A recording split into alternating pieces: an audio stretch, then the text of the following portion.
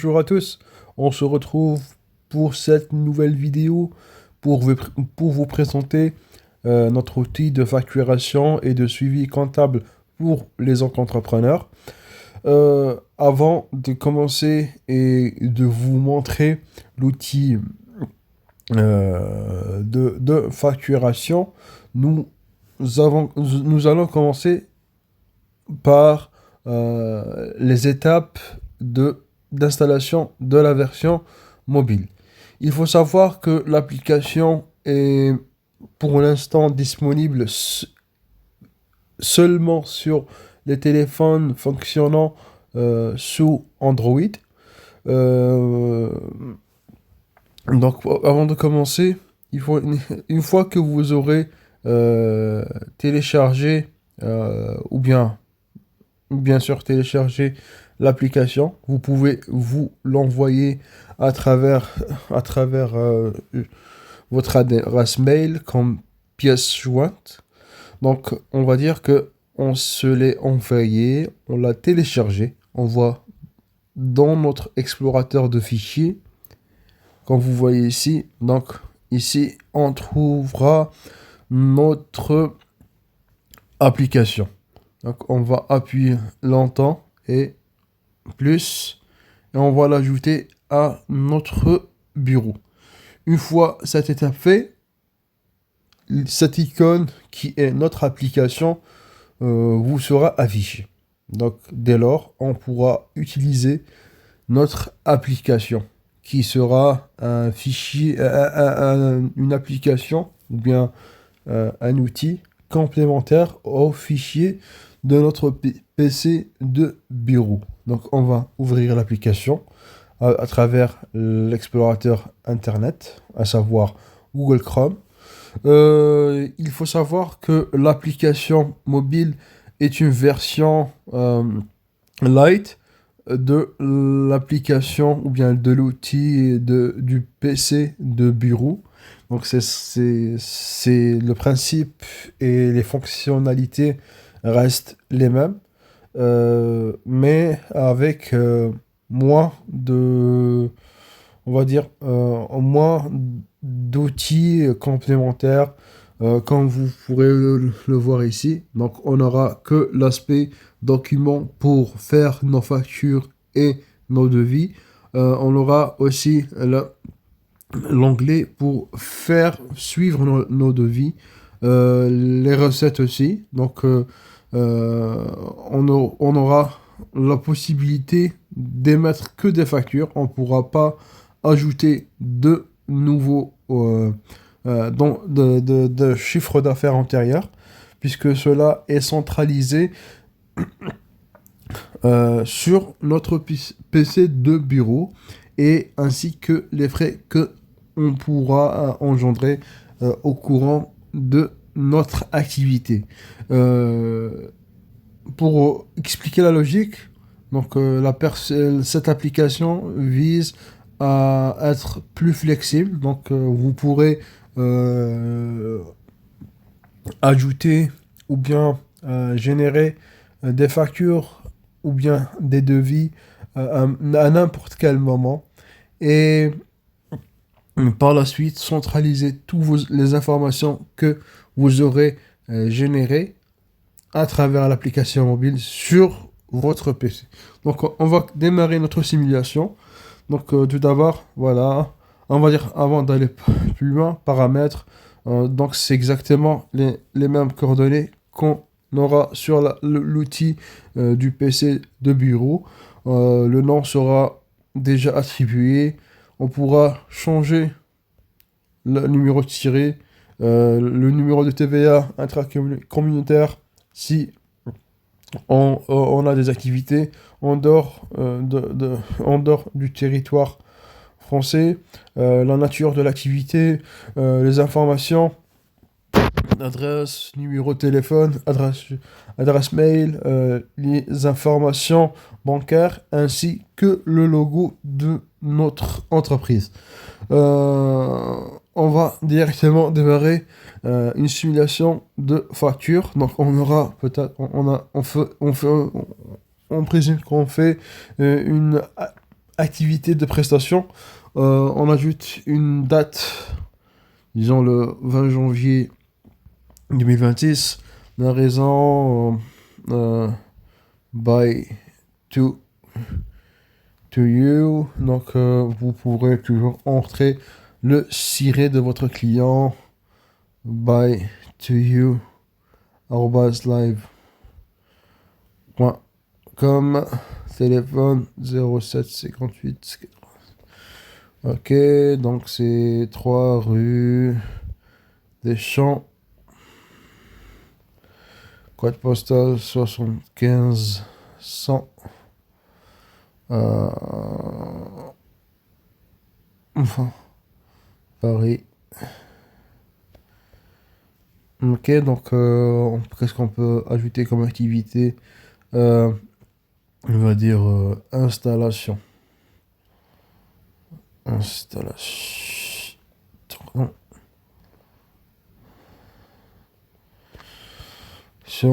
Donc donc ici on pourra ajouter la nature de l'unité, donc unité, pièce. Donc on pourra dire pièce, kilogramme, toute information complémentaire pourra être ajoutée. Le prix unitaire, on va dire que c'est 250. Donc il n'y a pas de TVA. Donc là. On va rajouter une remise de 5%, disons. Et ça reste toujours la même logique. Si on ajoute une remise globale, donc on ne pourra pas ajouter une remise sur les articles. Et si on ajoute une remise sur les articles, on ne pourra pas ajouter une remise sur la remise globale.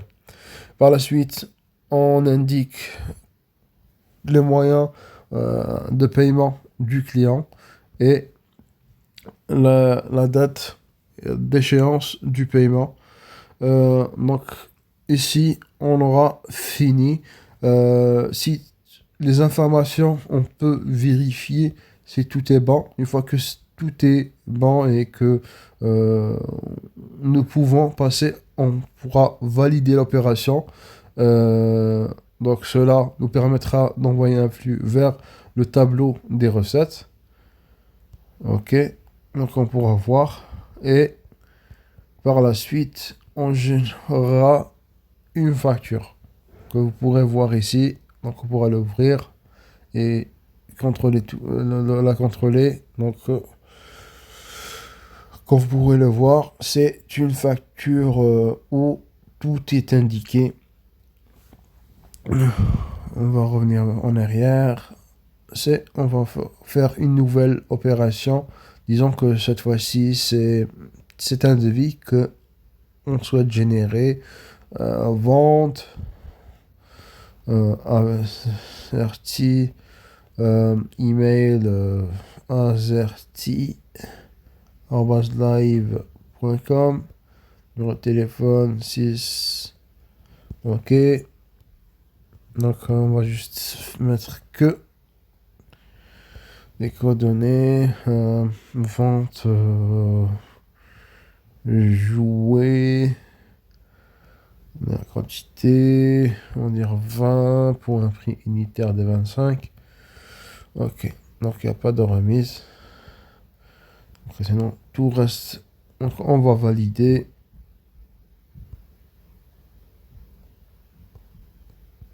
Et par la suite, on va générer notre devis.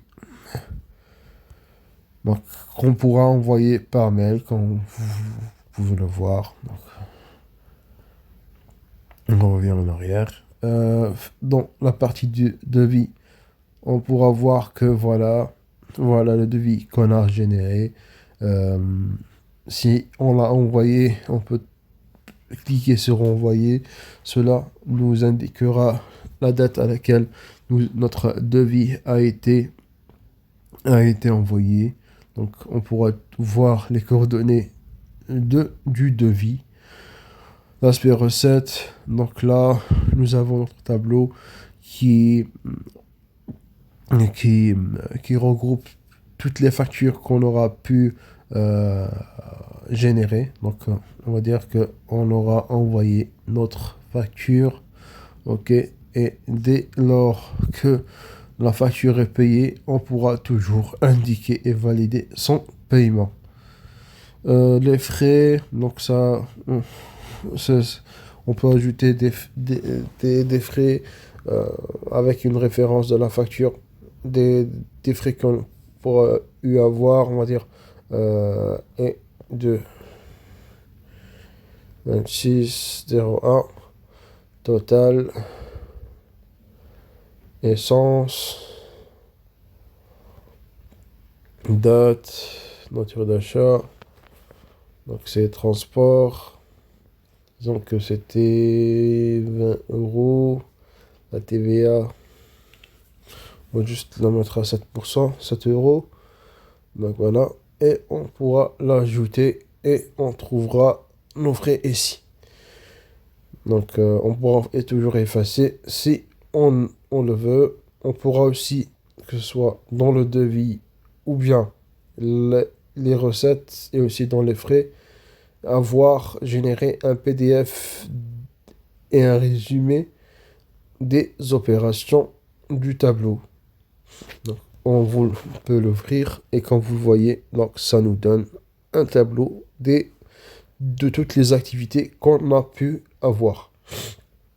Et ici, donc, c'est un outil qui nous permettra déjà de générer un fichier. Donc, une fois, on va dire que on a fait plusieurs opérations. Donc, maintenant, on souhaite centraliser tout ça sur notre PC. Qu'est-ce qu'on va faire? On va déjà, peut-être on va générer un fichier sur lequel on a déjà parlé et vu sur la version PC. Donc, générer un fichier. Donc, ce fichier-là, c'est un peu comme une sauvegarde des données qu'on a pu générer. Donc, on l'a généré. Ce fichier-là, comme vous pourrez le voir ici, donc c'est un fichier qui n'est pas lisible. On pourra le retrouver dans notre téléchargement, il est là. Donc c'est ce fichier-là qui va nous servir à transférer nos données de la version mobile à la version PC de bureau. Donc on va revenir et tout est sauvegardé. Et là, ça, c'est un outil qui nous permettra de récupérer des sauvegardes. Si jamais nous voulons, euh, disons qu'il est préférable de sauvegarder et de générer des fichiers, on va dire, chaque semaine. Comme ça, vous éviterez toute possibilité de perte de données. Donc, jusqu'à là, on a pu voir rapidement la version mobile de notre outil. À très bientôt.